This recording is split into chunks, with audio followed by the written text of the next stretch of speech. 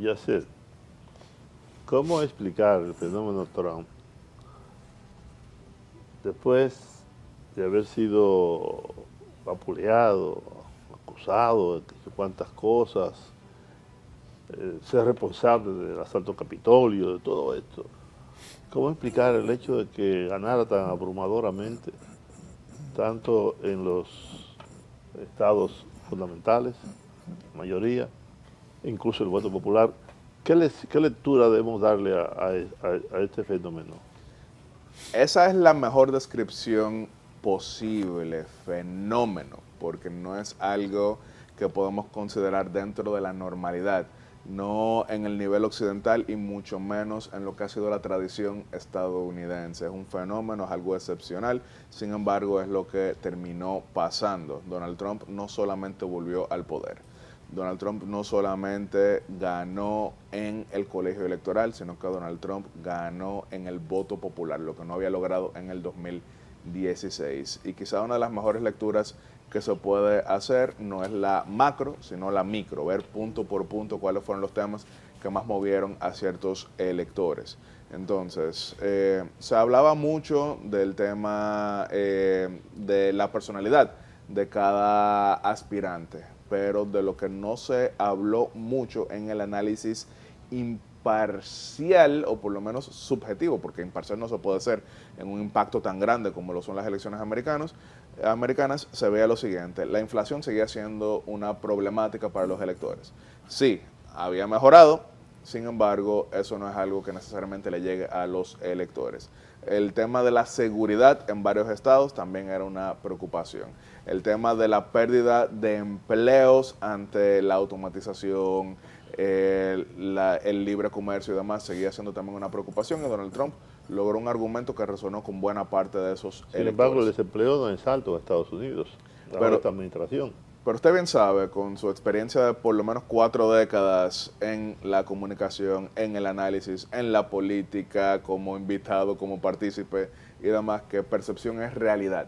Puede gustarnos o puede no gustarnos, pero percepción es realidad. Y en ese sentido, muchos consideraban que la economía no estaba funcionando para ellos, a pesar de que la economía estadounidense en este contexto es la envidia del mundo desarrollado, pero si la gente no lo ve así, entonces no es suficiente. Y por eso vimos algunos cambios considerables en la demográfica de quienes votaron por Donald Trump. Vámonos al estado de la Florida. Y algunos de la audiencia pudieron decir, pero Yatzel, el estado de la Florida lo ganó Trump en el 16 y en el 20. ¿De qué nos sirve el análisis ahora que lo ganó por una tercera ocasión?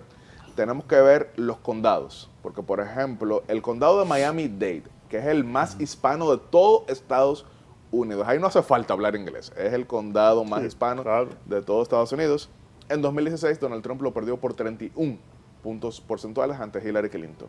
En el 2020 lo perdió por 7 puntos porcentuales ante Joe Biden, y esta semana lo ganó por 11 puntos porcentuales, convirtiendo el estado de la Florida, otro era campo de batalla competitiva, en un estado sólidamente rojo.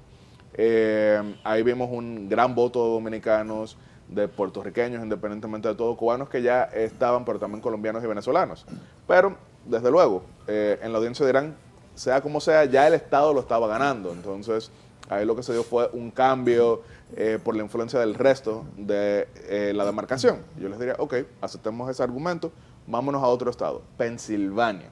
En el caso de Pensilvania, donde también hay una creciente población dominicana, que no necesariamente migró de aquí, sino que eran dominicanos que estaban en Nueva York y por el costo de la renta, ahí se movieron. Donald Trump ganó en Reading, Pensilvania, una demarcación con gran presencia de nuestros compatriotas y también de puertorriqueños, porque logró argumentar de una manera que resonó entre ellos. Para ponerlo de la siguiente forma, la ciudad de Nueva York, que es donde está la mayor cantidad de dominicanos, es una ciudad donde la inmensa mayoría de las personas viven arrendando sus apartamentos, más que todo. Entonces ahí los argumentos son un tanto distintos. Pero en Pensilvania, buena parte de estos dominicanos, estoy hablando de gente que ustedes conocen porque son familiares suyos, amigos suyos y demás, ahí han tenido la oportunidad de ser dueños de hogar. Entonces, en el momento en que ya tú tienes que pagar impuestos, en el momento en que ya tú tienes, vamos a decir, un estatus económico superior, a pesar de que irónicamente ganan más en Nueva York, pero como en Nueva York la vida es más cara, en Pensilvania tienen mayores posibilidades, entonces se les habla como propietarios y estos entonces fueron votando por Donald Trump, que ganó Pensilvania.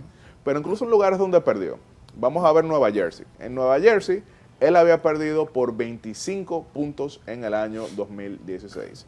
Lo había perdido por 19 puntos en el año 2020, pero esta semana lo terminó perdiendo por 4 puntos porcentuales. Nueva Jersey, que es una extensión prácticamente de Nueva York, lo perdió por solamente 4 puntos porcentuales porque, de nuevo, cuando cambia el contexto a tu alrededor, también cambian tus opiniones. Pero hasta el estado de Nueva York, que es un estado que no ganan los republicanos desde la época de George H.W. Bush y Ronald Reagan, sí, lo perdió y por doble dígito, 11 puntos porcentuales, pero disminuyó la brecha de 25 puntos porcentuales. Entonces, él logró realinear en base a argumentos de que no se trata de mí, sino que se trata de ustedes.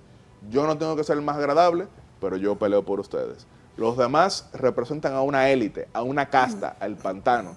Yo represento al trabajador, yo represento a la ciudadanía y yo voy a drenar el pantano. Con eso yo no estoy diciendo que él sea bueno ni malo, estoy diciendo que tuvo un mensaje que resonó. Y si las elecciones fuesen únicamente sobre ser el más bueno o el menos malo, personalmente Jimmy Carter no hubiese perdido mucho antes.